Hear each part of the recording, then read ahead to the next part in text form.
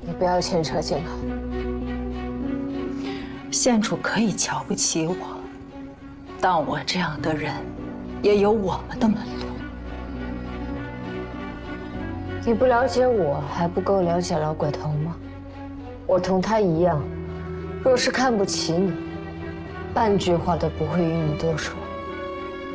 此事是真的危险，以后若有事，拿着这枚香囊来找我吧。听说有人在打探突发眼疾之人，县主是不是在找杀害老杜的凶手？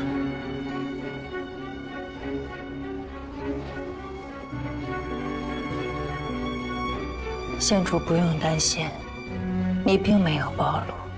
因为我知道老杜的死，所以才拼凑出来的。我打探消息的门路虽不光彩，但也能派得上用场。那就拜托锦娘了，请一定要保重安全。你才要保重，他最挂念的就是你。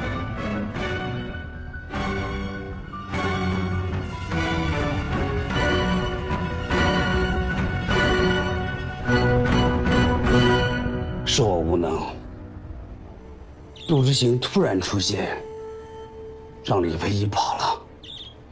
但杜之行已死，李佩仪很难再往下查了。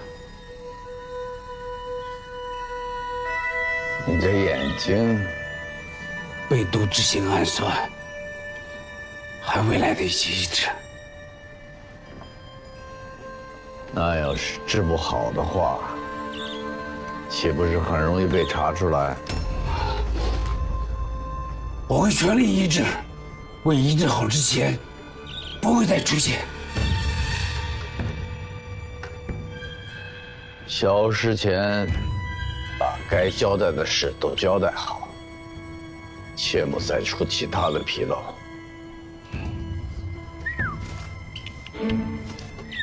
李佩仪回西京之前见过一个人，又没查到。是，但除了我们，还有人盯着他。我去查。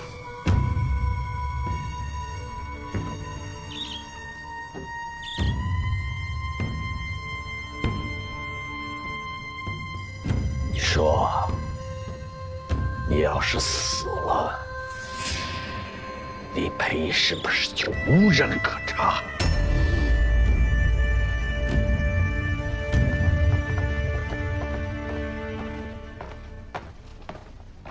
老大，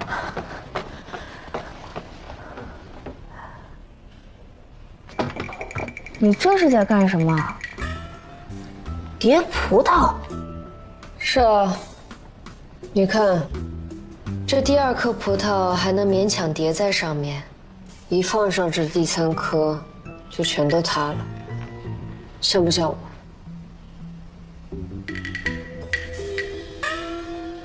老大，你就直接叠第3颗。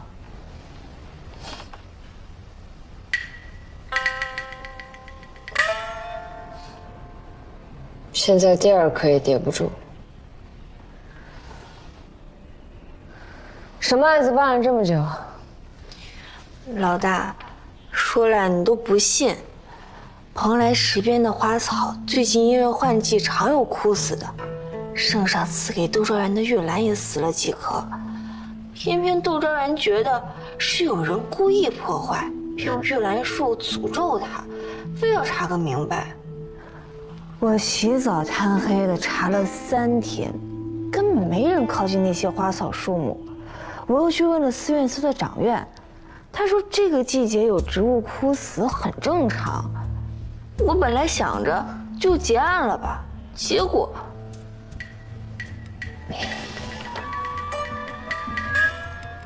那玉兰树就在我面前直接倒了，树周围的土明显被人翻过。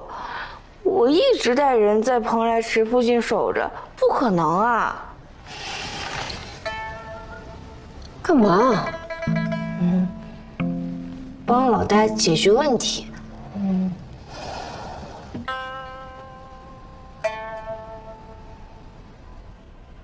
老大，你也帮我解决解决问题吧，这事儿真的很邪门儿。万一哪天我也死了，你还不是得自己断案？老大，你能不能别再说这些话了？都已经1个月了，那四伯要是知道你每天都这个样子，是要爬起来骂你的。我倒是求之不得。老大，我是真的没办法了。之前发生什么我不敢说，这3天我跟那些守卫真的是日夜守着，结果那棵树就直挺挺的倒了。窦昭元为人跋扈，被人算计也不是什么意料之外的事。可圣上一共赐了他9颗玉兰，寓意长久。这1个月已经陆续死了4颗了，现在就剩下这个了。吴怎么了？吴不好吗？吴，就是吴啊！窦昭元都要恼死了，一定要把那个人揪出来。那要是找不到呢？要是找不出来，那我也无了，我们内业局就是无人了。你们县主呢？那出来见我。昭元娘子，县主正在休息。都什么时候了，出了这么大的事儿，他还能休息？佩仪，李佩仪，你给我出来！哎，你干嘛？窦昭元来找你，你干嘛？你管我？哎，行，我不管。哎，共事一场，你要出卖我？共事一场，你要抛弃我啊？昭元娘子，你来啦！佩仪，我知道你什么性子，整个西京没什么人能使唤得了你做事儿，所以，娘子，你这是要干什么？我今天就让县主看看我是什么性子。你是不是想看我在这儿能赖多久？是不是想大不了你走就是了？当年我犯错，圣上决意此生与我不复相见。我一个弱女子，没有什么身家背景，没有过人的才能，就只剩一个字——魔。好在人心都是肉长的，圣上不是铁石心肠，我看县主也不是。没关系，我可以慢慢等。整个兴庆宫只有你能查出害我之人，如果你也不帮我，那我就再去求圣上。有人敢在后宫兴风作浪，我必须跟他犟到底的。你是在拿淑妃威胁我？佩仪，你这是说的什么话？我从头到尾哪里提起过淑妃娘子啊？我若不帮你查，你就要闹到圣上面前。有人在后宫行诅咒之事，自然是怪在淑妃头上。怎么会呢？谁不知道圣上最宠爱的就是淑妃了？窦昭元的性子我见识了，这案我来查便是。这么爽快？那我就等你消息了。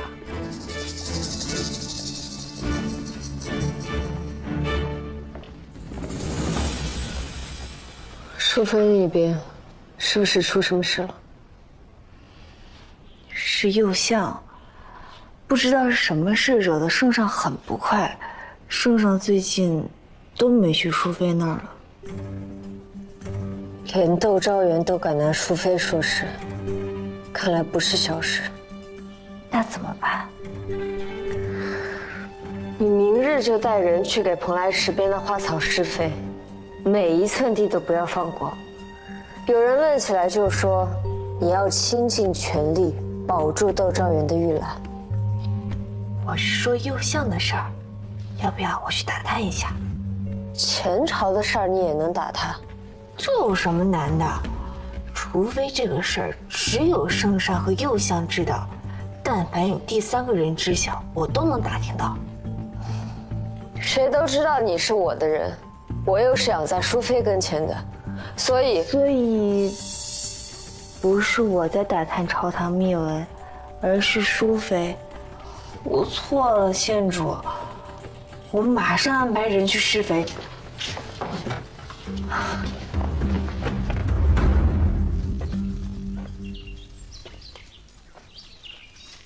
大家都仔细一点，不要漏掉一株花一棵树。是。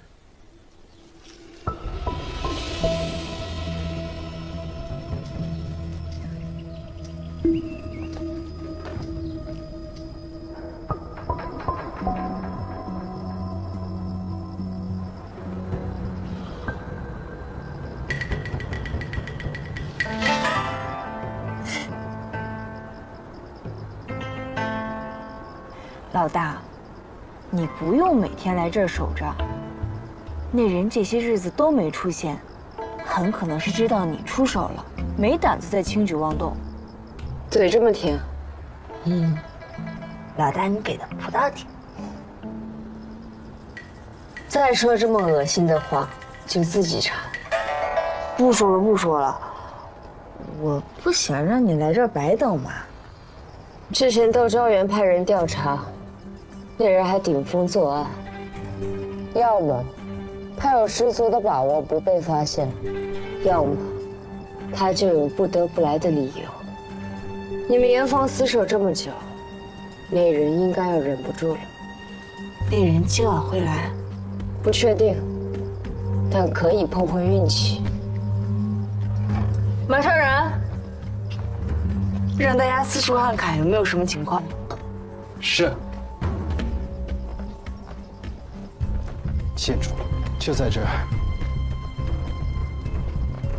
见鬼了！不可能啊！咱们一直在那儿守着，这只有一条路，怎么可能呢？等把人抓到，问问不就知道了。哎，别进去。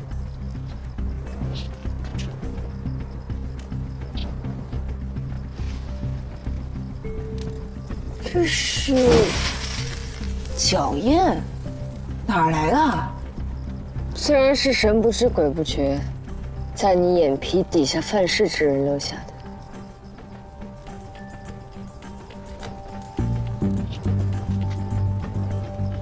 抓到人了！人在哪儿？马上就知道了。天冷了，各位烤烤脚吧。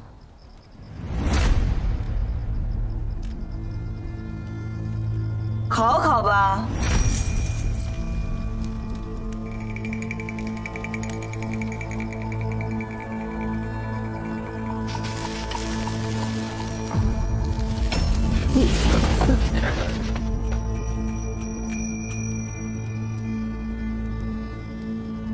干嘛？潘长史，原来是你呀！按了他。这是怎么回事？花圃里刚施了后肥，肥料里掺了一些阳起质和矾土。有人进花圃翻土，鞋底一定会沾到。这两样东西一加热，就会榨出花来。那花圃里都施了肥，我在这巡视了一整夜，不小心踩到，很正常。有道理，鞋底确实证明不了什么，但挖土一定会用到手，烧一下就知道了。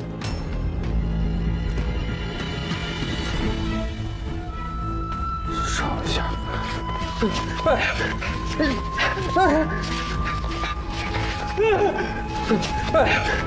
是我，是我。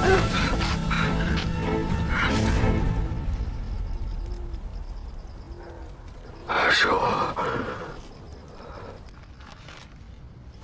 说说吧，这是什么？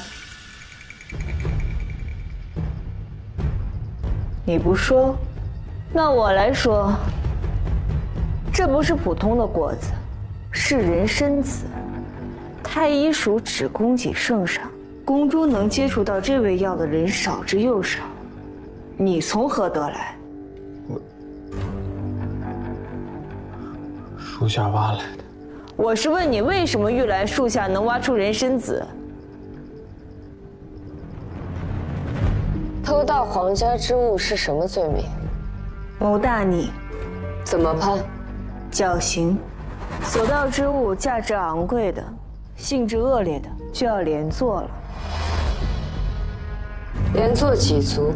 最少3族，再严重的9族。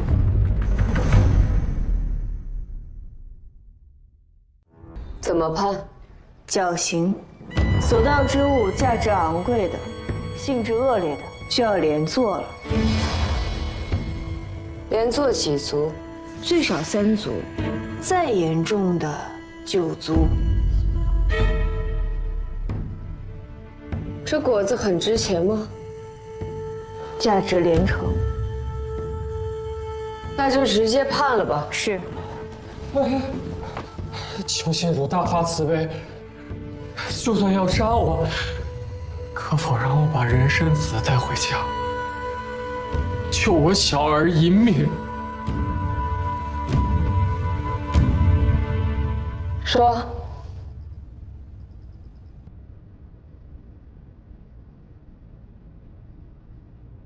我家幼子，自幼体弱多病，常年需要服药。几个月前，又添了一种怪病，浑身疼痛难忍。这偌大的西京城，竟找不到人可医。终于是一位边外的游医说他有偏方可治，可这药方中有一味必不可少的药，就是人参子。人参子乃是皇家御用，民间本就稀少，我想尽办法，花重金才在黑市搞到2个。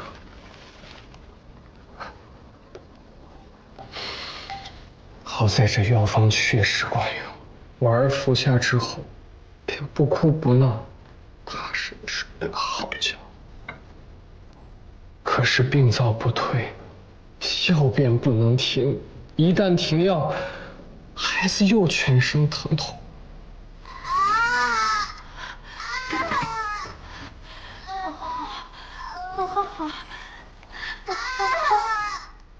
这人参子，每7日就需2颗。此药昂贵自不用多说，本就是千金难求。就算黑市再有门路的人，也搞不到这么多人参子。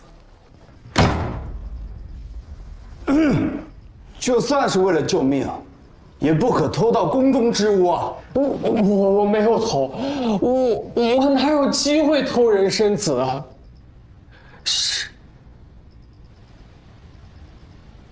神仙赏我的。神仙？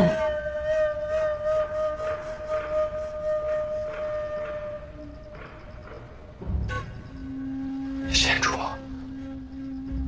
你相不相信有神仙？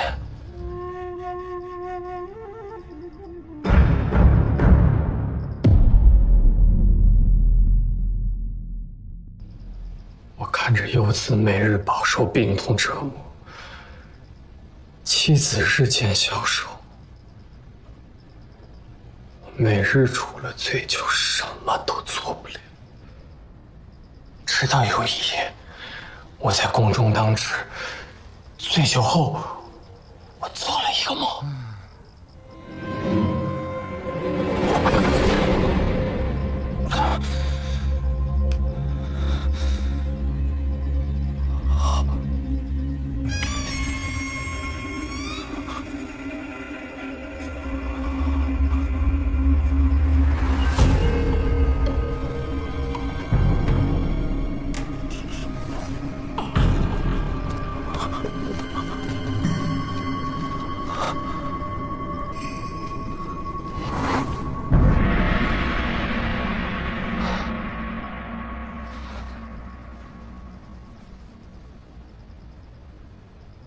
我才知道，原来这不是梦。白修罗真的回来了，我儿子有救了。怪力乱神，敢对县主扯谎，我看你是想挨板子了。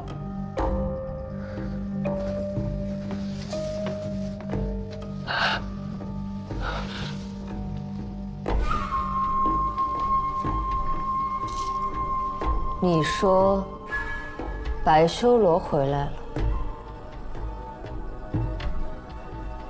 是。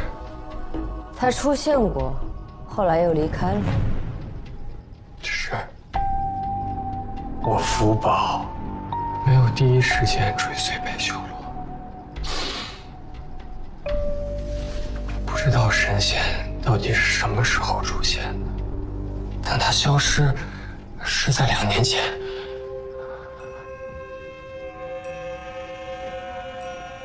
是了，2、3年前，宫中确实有过白修罗的传言，有说为自己消了灾，有说为自己治了病，但只是宫人内侍之间，并不盛行。宫中对这种事很是谨慎。内四伯担心有人私行巫蛊或聚众筹谋，派人去查过，但发现那些所谓的信徒大多只是机缘巧合之下受了些恩惠，并无什么歪门邪道。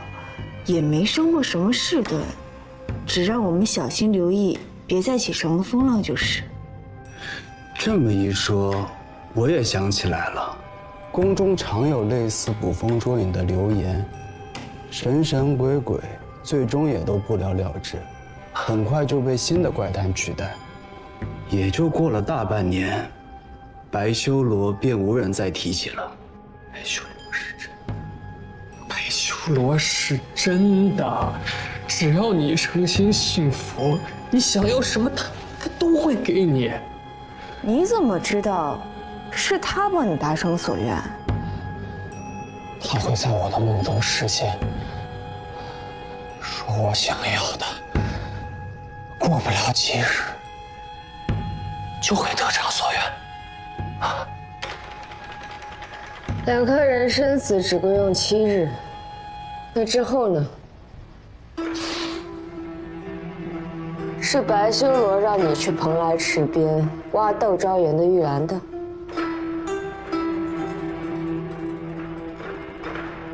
药快吃完了之后，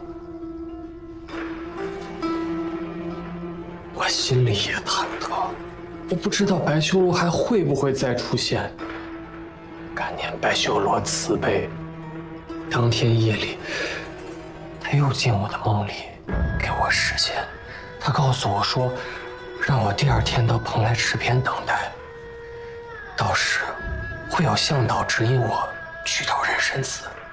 我第2天到了蓬莱池边，绕了一大圈，我心里也在打鼓。这光天化日之下，白修罗怎么给我指示？直到了我听到了一声特殊的鸟叫，我一眼便看到了那一只漂亮又夺目的白鹦鹉。我知道，那一定是白修罗给我的指示。可是白日里，蓬莱池人来人往，我不敢轻举妄动。我只能记住鹦鹉所在的位置，在夜里四下无人时，才敢去寻找。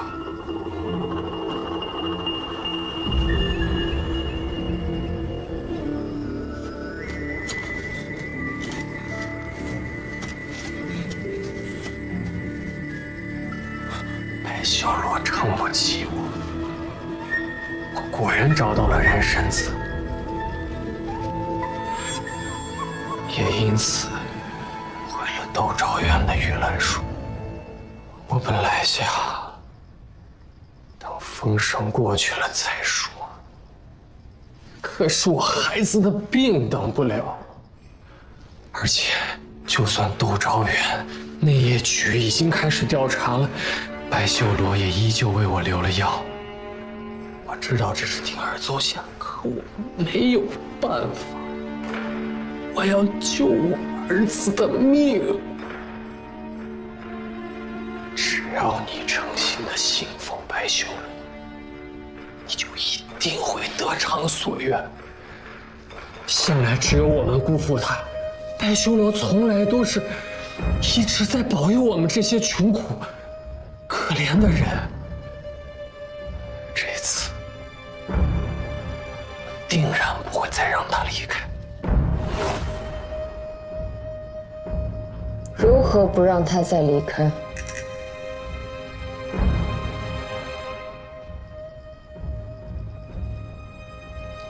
虔诚。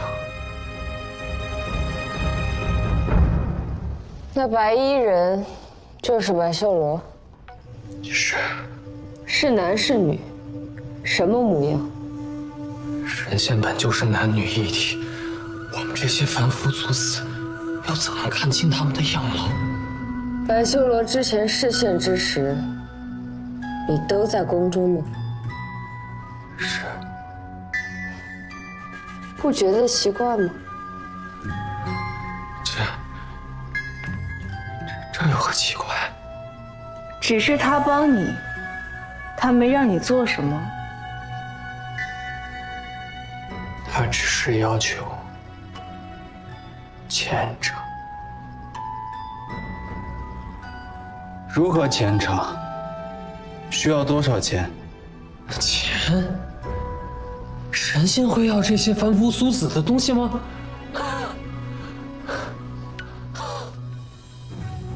既然白修罗如此慈悲为怀，不求回报，为何会离开？又为何时隔2年忽然回来？离开是因为失望，回来是因为慈悲。感恩白修罗。为你指路的是只白鹦鹉。是。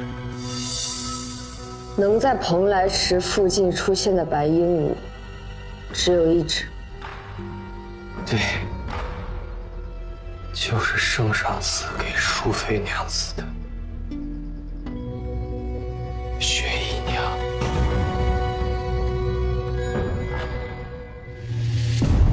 今天怎么这么早来看我？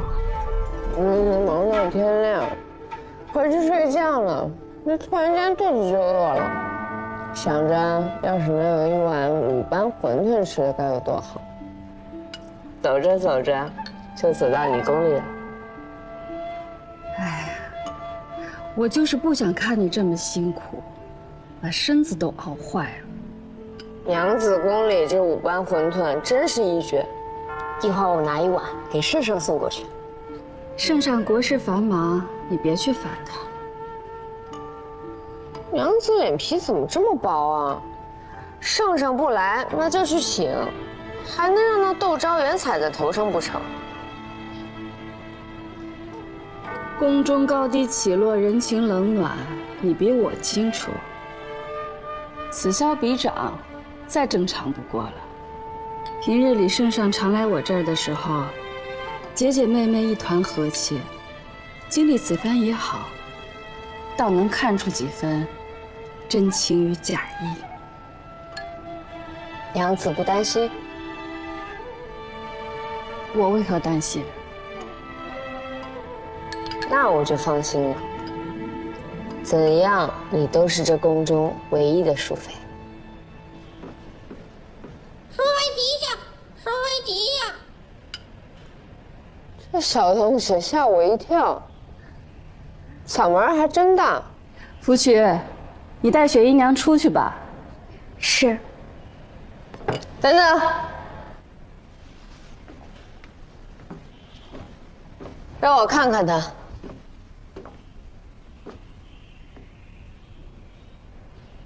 这鹦鹉养得真好，羽毛漂亮，声音也好听，都是你在照顾。奴婢只是每日陪他出去玩1、2个时辰，其余时间都不是奴婢照看。他平日都喜欢去哪里玩？有时去玉春园，有时去蓬莱池。如何让他听你的话？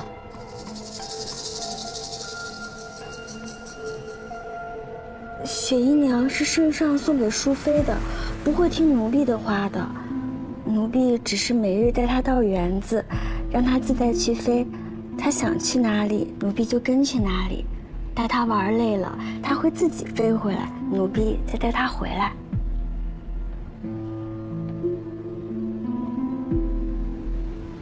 娘子，奴婢带雪姨娘出去了。嗯。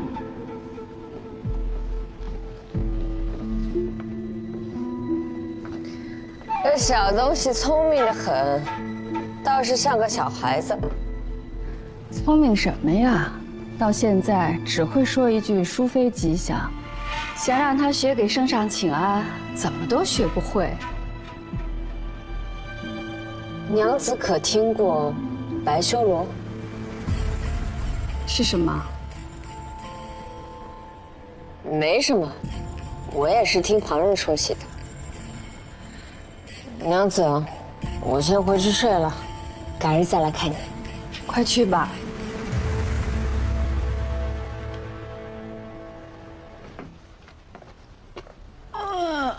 半个月了，总算睡了个好觉。县主，饿了吧？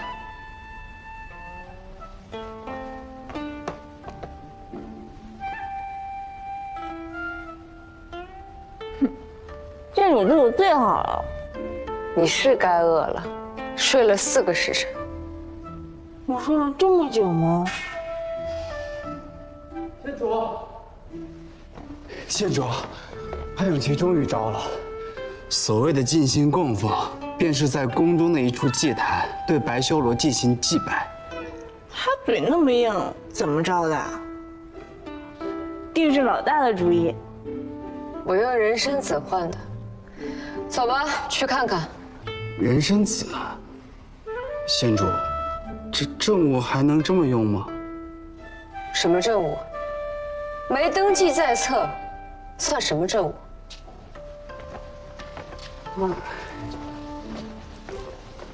哎，可是我负责登记呀。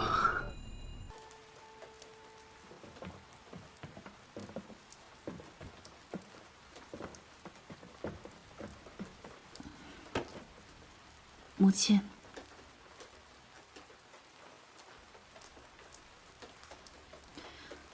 素玄真人。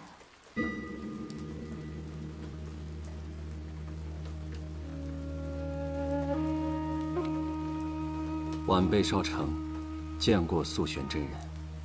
他是我未来的郎君，我的事，真人从不过问。但我想在成亲之前，还是应该带他来见见你。你许久没来了，山下近来可有何趣事？有，上阳宫旁有一棵枯树，已有100年树龄。工部商议将它移除，却未料在这深秋时节，它竟重发新芽。都说这是祥瑞之兆。你可知树与人有何相似？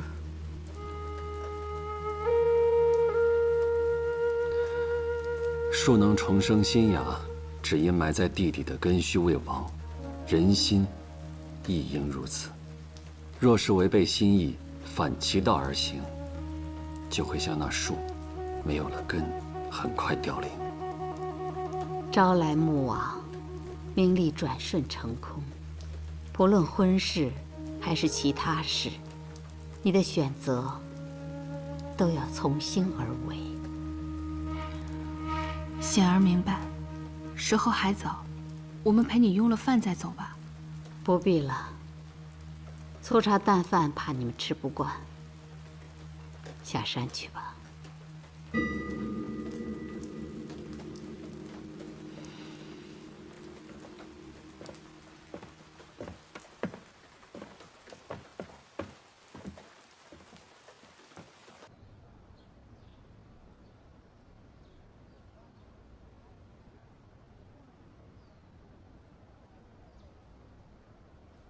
平安，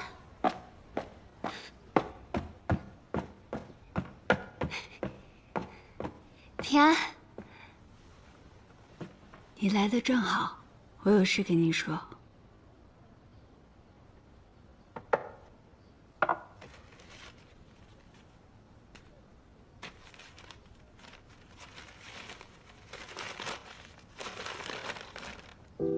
这不是医馆的租契吗？拿它出来做什么？你今后有了打算，我也想换个活法。这医馆我不开了，租契就交给你了。那你要去哪儿啊？游历山川，做回我的游医。这算什么事儿？我回来了，你反倒要走了。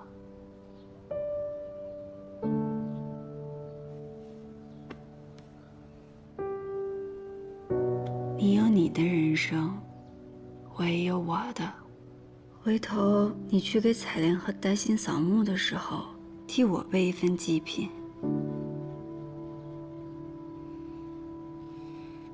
那袁绍成呢？也不说一声。我们本就是萍水相逢。什么时候走？今日。怎么这么急？越慢就越舍不得，不如干脆点。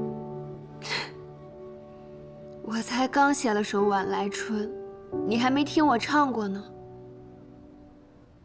那你现在唱给我听。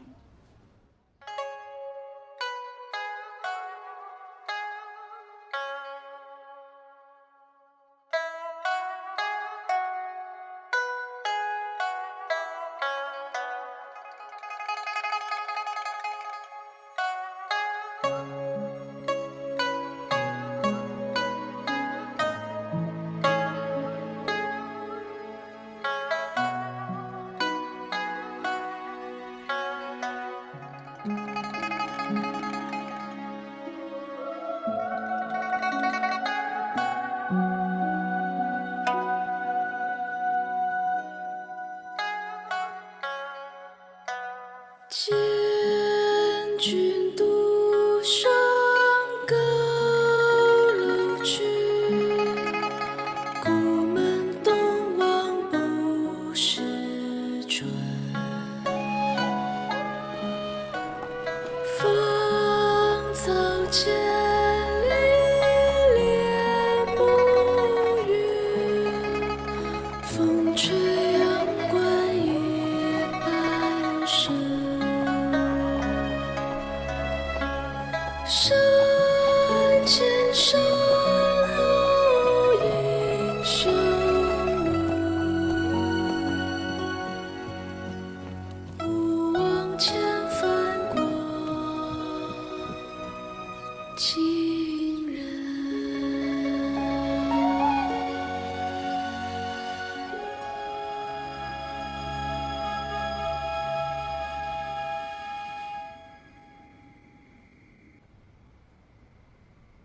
回头你去给采莲和黛心扫墓的时候，替我备一份祭品。怎么这么急？越慢就越舍不得，不如干脆点。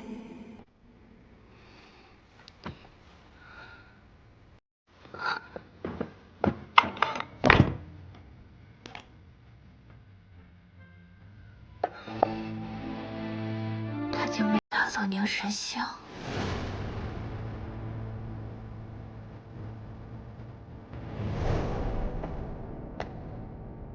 那个人有些眼熟，好像在万国巷见过。只要你们乖乖听话，把这万国香当成自己的家，有的是你们的好处。快跟上！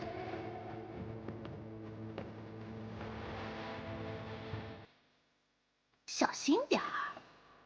这华娘又招了批新伢子，个个身怀绝技。招了批身怀绝技的，这是为何？这你就不知道了吧？在万国乡，我待的比你久些。华娘手底下有一种暗胚，平日里从不让他们轻易露面。暗胚是什么？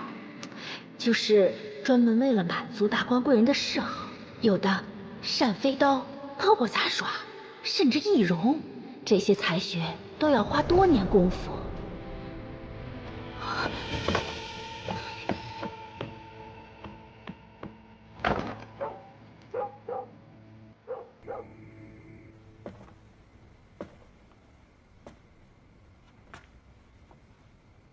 他说他与我萍水相逢，这些不重要。他此前好端端的，为何在突然给个女子看诊后，决定离开圣都？那女子我见过，是万国香新来的安培。我觉得平安的离开应该与她有关系。你可知道她的名字？不知道，但是她左脸有颗痣。文宇，即刻去万国香调查一位左脸有痣的女子，切记一定查明她的来历。是。叶少奇，你平日里与平安走得近，可觉得她有些什么心急？心急？我忽略了一件很重要的事。平安的痛苦是因御史案而起，犯案的执念才支撑他走到现在。可现在御史案已结，他该何去何从？你是在怀疑什么吗？我怀疑他有轻生的念头。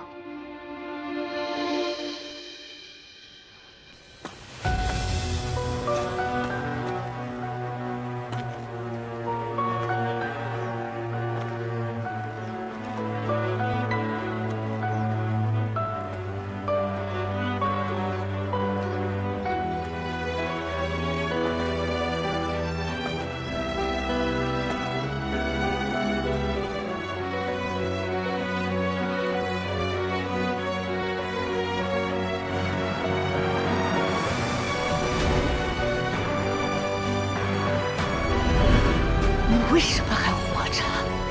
你为什么不去死？你以为我们不过是做你赎罪的利刃，你是个罪人。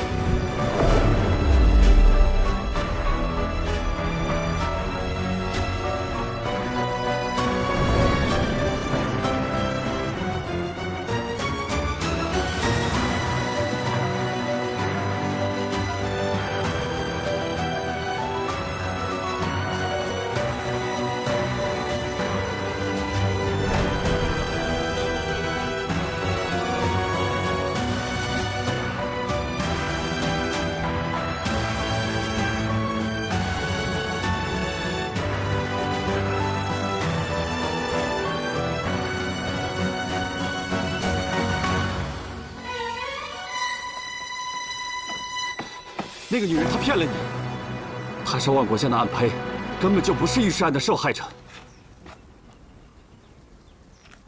受愚钝，我怎么就忘了，你才是心机最重的那个人。平安，你告诉我，一开始你为什么要做新医？想要治病救人，想要更多的人快乐地活着。是。这些你都已经做到了，是你用一心之术，将郭毅、蔡远、黎克，还有长青，一个个从绝望的泥潭中拯救出来。你惩恶除奸，拉贪官下马，揭露伪善的盐商，让圣都严加骤降。你执着着公义与真相，让于前的清明长存于人心，又给了圣上开事关先河的良机。这不正是你的初衷吗？到现在为止，你认为你活着的意义仅仅是一个御史案吗？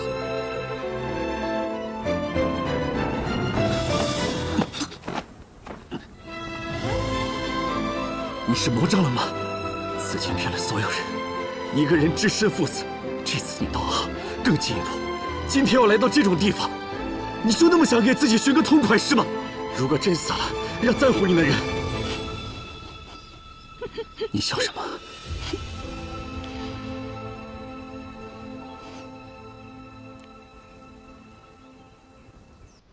现在不会了。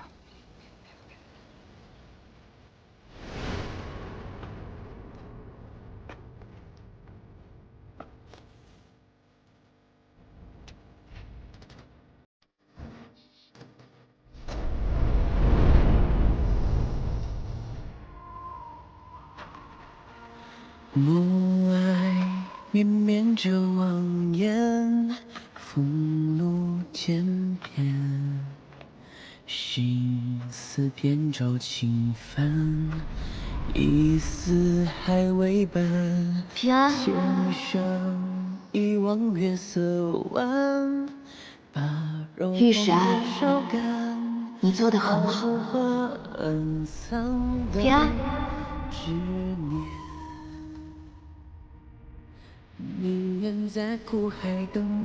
替我照顾好艾丽。平安。也不要空空如也，从此无牵绊。每当空有此他，微凉轩已惘然。心深缘爱是离莫不堪，夜半无名暗，与你所相伴。时间的路各自安然，时间的路各自安然。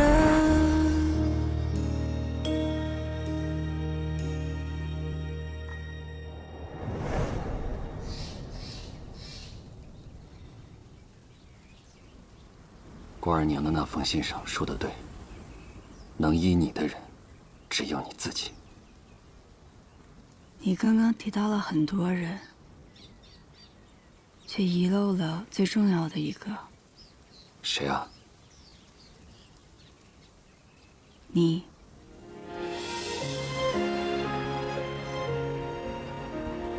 那就别再离开最在意你的人了。你怎么知道我在这儿？你再仔细帮我回忆一下，平安临行前，他到底跟你说了些什么？他跟我说想要换个活法，把租契给了我，还说我们各自有各自的生活，以后要我给丹仙还有采莲扫墓。他说他曾周游各地，想要做回游医，回到过去。回到过去？他会去哪儿？或许是无香。他跟采莲还有丹仙是在无香相识的，而他在意的阮倩，也是在无香跳崖的。万国香那女子背后的人是谁？想知道，回圣都自己查。